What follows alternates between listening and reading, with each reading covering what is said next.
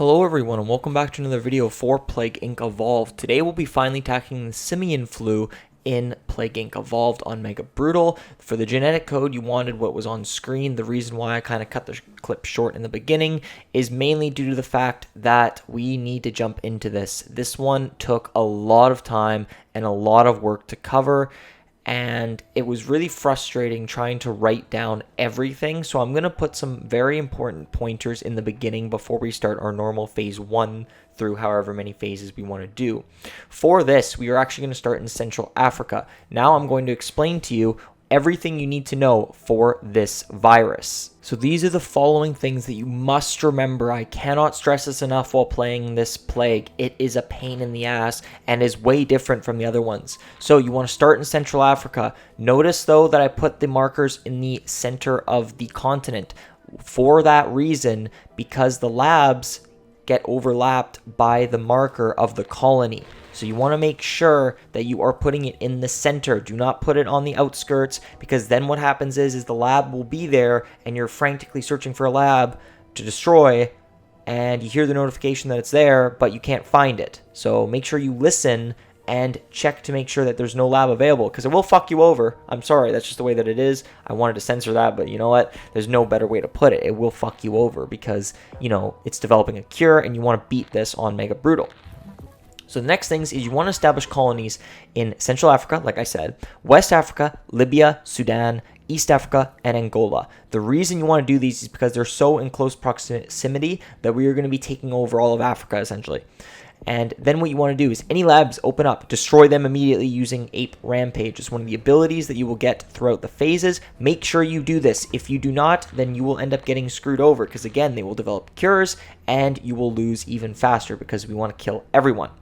You then want to save before phase 3. I did put a little disclaimer when we get into phase 3, because 9 times out of 10 people who are watching this just skip this intro, which I will not doubt in my mind, and then someone will comment down below, why did you skip it? I did not. That is your own fault for skipping it. I told you to read this before you started playing.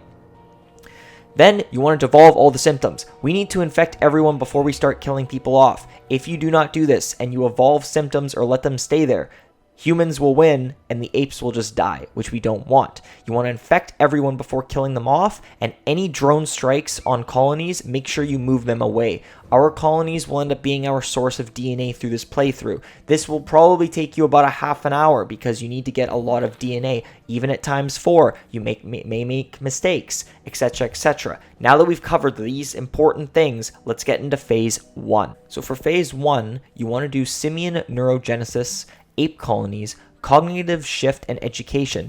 These 2 will make it so we end up getting more DNA.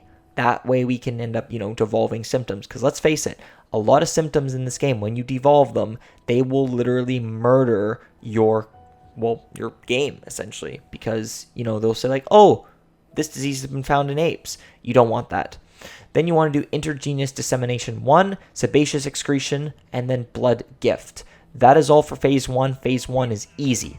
Phase 2 and 3, not so much. For phase 2, you want to do primal awareness, warpaint, covert expertise, organized travel, not inorganized, logistics, seafaring, ape rampage, and then any non-infected continents used organized travel on them. You want to basically let it, infect everything, and whenever you end up having enough for a colony, make sure you establish those colonies. We need at least 6 to be able to do this. I have said in the beginning you need to establish colonies in certain places. Make sure you don't forget those places. Doesn't matter which order, just make sure you get those colonies in place. And remember, do not use organized travel on a colony unless it's a drone strike. If there's a drone strike, move the colony. If there isn't, don't touch it. Use anywhere else. In the clips I use a lot of times, I use Russia to infect Canada and Iceland and Greenland and stuff like that. That's just because there's apes there, and also, there's no colonies there. So make sure you remember that when we go out through these phases. Phase 3 is a fucking mess. That's the best way to put it. For phase 3, you want to do cold resistance 1, drug resistance 1, genetic hardening 1, cold resistance 2, drug resistance 2, genetic hardening 2, intergenous dissemination 2, cuteness or cutaneous transfer, submissive conception, excrement and hominid bridge, and then you want to save here as soon as you do all of these. You want to accumulate at least 300 DNA so we can evolve all of our symptoms. Doesn't have to be 300 DNA, it can be anything over. In the clip I do like 327 or something. As long as you have an excess amount of DNA and a crazy amount, so that way you can use abilities like Ape Rampage, Organized Travel. We don't want to establish any more colonies because we've already established 6. You don't need to worry about establishing any more. Make sure, again, you save up and use Organized Travel to infect any adjacent continents that don't have any infected personnel. Because in the next slide over in phase 4, we're going to be killing everyone here. So make sure you follow what I've been saying the entire time. I know I'm reiterating myself a lot. The reason for that is because a lot of people will not listen, and I don't want comments down below. I'm saving you guys as much time as possible. Now that we slide into phase 4 and you guys have made sure that you've saved before doing this, we want to do Air 1, Water 1, Air 2, Water 2, and Extreme Bioaerosol. So that way we can get our infected, circulating the globe. Then after that, once everyone has been infected, you'll see that I put a picture for the first time on here. You want to basically match what is right there. You want to then get coma, meningitis, and pulmonary hemorrhage. This will end up resulting in a victory. Make sure you follow the picture and every single thing that I've put in order.